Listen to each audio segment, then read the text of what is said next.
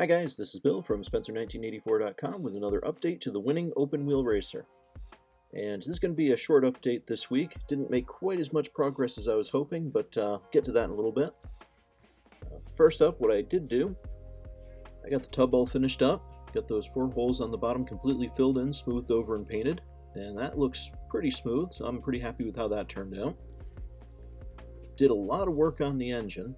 This is the Replicas and Miniatures engine. The only change that I've made so far is the addition of some ignition wiring, and might go through and add some more detail to it. I'll have to see what it looks like once it's in place. Otherwise, just painted it up. The main block is silver. Did a little bit of a black wash on it to bring out some of the details. Painted the hose, the magneto. Did a little bit of weathering on the exhaust manifold, and just overall got it to the point where it could be installed. So put it in. I did have to modify the holes in that bulkhead just a little bit for the off the engine, but as you can see, it fits in nicely now, and that's about how that's going to look. Also got the transmission finished. This is the one straight out of the MPC kit. It's just a couple of parts, but it needed a surprising amount of fill to get it squared up. And, that gets dropped in from the back here, and over this peg at the back of the tub.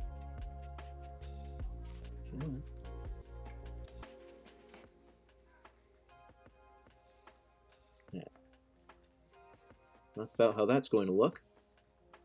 And then the last thing is I got some work done on the rear suspension, because there were some complaints that the rear axle was too wide, so I modified that a little bit. And what I did was I cut off the hooks on the outside of each of these, and then I was able to put the spindles on top of the arms. And I just have it lined up with this metal rod so that I can make sure everything is nice and straight, side to side, top to bottom. I may actually keep the metal axle and just replace the 2 half shafts with that, so I like how that lines everything up nicely. Now, unfortunately, that's kind of as far as I can get right now, because all of the suspension, the steering, a lot of other components have to be lined up to the body, and until I get that painted, I can't really do much. And before I can get the body painted, I need to know where the color breaks are, and for that, I'm going to need the decals. And if you've been on social media lately, you may have seen Indy has made a couple of posts to the effect that they are experiencing some substantial delays. First they were away for a little bit, and then the flu that's been going around hit them, and totally understandable that they are not in a position to ship stuff out right now. But it does mean that I'm going to have to put this on hold for just a little bit.